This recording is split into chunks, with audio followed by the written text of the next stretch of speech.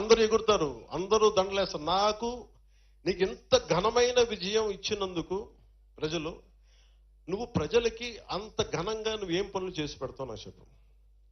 నేను కూర్చున్నా, నాకు వచ్చి చేతులు ఊపి కృతజ్ఞతలు చెప్పడం సరిపోలా, ఒళ్ళోంచి ఒక కూలీలా పని చేయడానికి సిద్ధపడిపోయాను. అందుకే నాకేమనిపించిందంటే, పొద్దున పెన్షన్ సభలో కూడా చెప్పా, ఒక నిమిషం స్లో, తర్వాత ప్లీజ్ దయచేసి ఒక నిమిషం. ఇప్పుడు స్లోగన్స్ అయిపోయినాయి, ఇప్పుడు మనం పని చేయాలి. స్లోగన్స్ ఇక్కడ దాకా తీసుకొచ్చారు కదా, పని చేద్దాం. ఇదేంటంటే నేను ఒకటే కోరుకున్నా, నాకు పని చేయాలి ఇక్కడ. నేను పిఠాపురాన్ని అంతకు ముందు ఎవ్వరూ అభివృద్ధి చేయనంత విధంగా భారతదేశంలో పిఠాపురం అనే ఒక నియోజకవర్గం దీనికి ఒక అంతర్జాతీయ గుర్తింపు తీసుకొచ్చిన రోజున అప్పుడు ఊరేగుతాం. అప్పుడు నియోజకవర్గం అంటే పిఠాపురంలా ఉండాలి. మతాల సామరస్యత కానీ, భిన్నమైన మతాల సామరస్యత కానీ, భిన్నమైన మనకి సమూహాల మధ్య సామరస్యత కానీ, అభివృద్ధి కానీ, చూడటానికి చక్కటి పల్లెటూరి వాతావరణం ఉండి, ఒకవైపు దర్గా, ఇంకొక వైపు ఆంధ్ర బాప్టిస్ట్ చర్చ్, ఇంకొక వైపు మనకి అమ్మవారి గుడి, కుకుటేశ్వర స్వామి, దత్తా శ్రీపాద శ్రీవల్లభుడు, ఇది టూరిజం సర్క్యూట్ చేయాలి. ఇవి ఒకవైపు టూరిజం డెవలప్మెంట్ జరగాలి.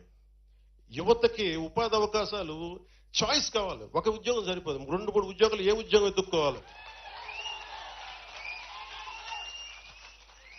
అంటే ఇది ఎంత ఇప్పుడు అలాగే నేను కూర్చొని నేను పంచాయతీరాజ్ శాఖ తీసుకున్నా. నాకు గ్రామాలంటే నాకు మన దేశానికి పట్టుకోమ. అలాంటి గ్రామాల కోసం నేను ఏం చేయగలని చాలా పెద్ద డీప్ సబ్జెక్ట్ పంచాయతీరాజ్ శాఖ. చాలా మంది పంచాయతీరాజ్ శాఖ అని కానీ చాలా కాంట్రాక్ట్లు వచ్చేసింది తీసుకుంటున్నా, ఇది నాకు తెలియదు. కానీ నా ఉద్దేశం అది కాదు. నా ఉద్దేశం ఏముందంటే, మన గ్రామాలకి ఏం చేయాలని ఒక్కొక్క రివ్యూ మీటింగ్ పెట్టి చూస్తా ఉంటే,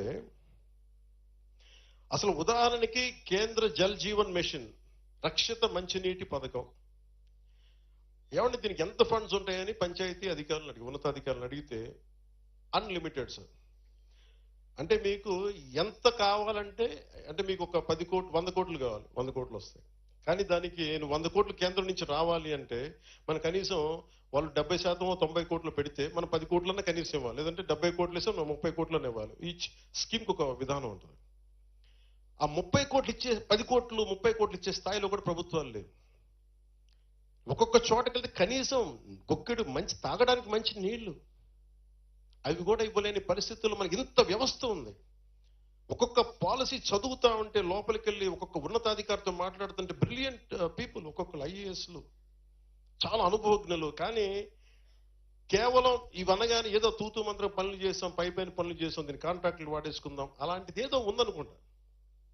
లేదంటే రకరకాల విధానం. మరీ గత 5 సంవత్సరాల్లో మన రోడ్లు పాడైపోవడానికి కానీ పంచాయతీ శాఖ నిధుల్ని ఏ మాత్రం వాడలేదు. ఈ రోజుకి ఒక దాదాపు 3,000 కోట్ల పైచీలకు డబ్బులు ఇవ్వాలి ఒక్కొక్క పనులకి. గుంతలు తీయాలి మనం, దాన్ని ఏముంటుందని గుంతలు పూడ్చే ఒక దాని కింద ఒక హెడ్ కూడా లేదండి. దాని ఈ ఖర్చు కింద ఆ పద్దు ఉంటుంది, ఈ పద్దు కింద అది కూడా వేయట్లేదంట. అంటే అంత నిర్లక్ష్యంగా చేశారు గత ప్రభుత్వం.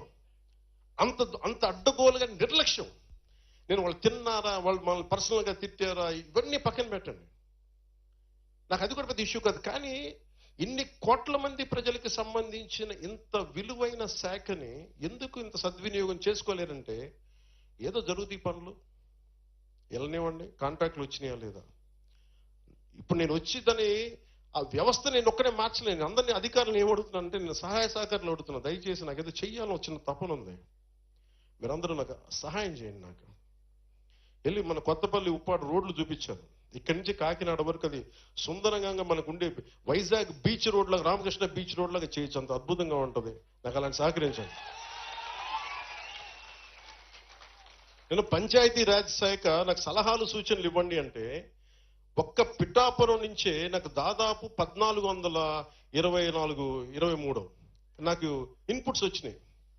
మన దుర్గాల్లో ఏమున్నాయి, మనకి కొత్తపల్లి వంతాలో ఉండే మనకి ఉప్పాడ కొత్తపల్లి ఉప్పాడలో ఉండే గ్రామాల్లో అన్ని ఏమేమి ఉన్నాయి, ఏ సమస్యలు ఉన్నాయి, పూసకొచ్చినట్టు చెప్పారు నాకు. అంటే ఇంత నేను కోరుకుంది ప్రజలు మమేకమై మనందరం కలిస్తే తప్ప ఈ సమస్యని పరిష్కరించలేదు.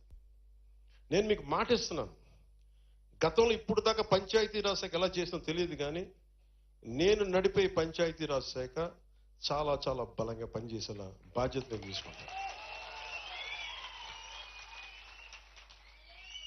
ఎన్విరాన్మెంట్, పర్యావరణం, పొల్యూషన్, అడవి ఇవి కూడా ఎందుకు తీసుకున్నానంటే, మన ఉదాహరణకి నగర వనాలను ఉంటాయి, నగర వనాలను అభివృద్ధి చేసుకోవచ్చు, బోల్డంత సెంట్రల్ స్కీమ్స్ ఉన్నాయి. అలాగే యువతకి కావాల్సిన స్కిల్ డెవలప్మెంట్ కానీ ఈరోజు నేను అడిగితే ప్రతిసారి పాపం ఇందాక కూడా వచ్చినప్పుడు మా కూర్చోబెట్టి మా టెంపరీ ఉద్యోగాలు అయిపోయినాయి, ఈ సేవా కేంద్రాలు కానీ ప్రభుత్వం మారినప్పుడల్లా క్షేత్రస్థాయి ఈ నరేగా తాలూకు క్షేత్రస్థాయికి మనకి అసిస్టెంట్స్ అందరిని తీసేస్తారు ప్రతిసారి వచ్చి. నాకేమనిపించిందంటే ప్రతిసారి ప్రభుత్వం మీద ఆధారపడలేము ఉద్యోగాలకి, కానీ పెట్టుబడులు పెట్టే స్థాయిలో మనకి ఇక్కడ పెట్టుబడిదారులు రావాలి ఇక్కడ మనకి. సో ఆ దిశగా నేను ఆలోచిస్తున్నాను. అందుకని కేవలం ప్రభుత్వ ఉద్యోగాలను కాకుండా ప్రైవేట్ వ్యక్తులు వచ్చి సంపాదన పెంచేలాగా, మనకి ఒక ఉద్యోగానికి 3-4 ఉద్యోగ అవకాశాలు వచ్చేలాగా అలా ఉండాలి అంటే చాలా త్రికరణ శుద్ధిగా మనస వాచ కర్మ పనిచేసే నాయకుల సమూహం కావాలి. ఈ రోజున నేను ప్రతిసారి సభలో కూడా చెప్పాను, ఒక దేశానికి ఒక దేహానికి ఒక రక్తనాళం సరిపోదు, ఒక దేశానికి ఒక నది సరిపోదు అన్నట్టుగా ఈరోజు మన ఆంధ్ర రాజ్యానికి చాలా మంది నాయకులు అవసరం వచ్చింది. ఈ రోజున ఒకళ్ళు సరిపోరు. ఈ రోజున ఎవరి స్థాయిలో వాళ్ళు. ఈ రోజున మొట్టమొదటిసారి ఫస్ట్కి మనం అన్ని పెన్షన్లు ఇచ్చామంటే ఎక్కడ మీరు 6,000 చూడండి, ఎక్కడ 5,000, ఎక్కడ 6,000 చూడండి. ఈ రోజున నిస్సాయంగా అడిపి మనకు దివ్యాంగుల దానికి 15,000 కదమ్మా. ఆ రోజున ఆవిడ అడిగింది 10,000, ఆ రోజున 10,000 ఇస్తే బాగుంటుందన్న. కానీ ఈరోజు 15,000 ఇవ్వగలిగాం. ఇది సాధ్యపడింది అంటే నాలాంటి వాడు వచ్చి ముఖ్యమంత్రి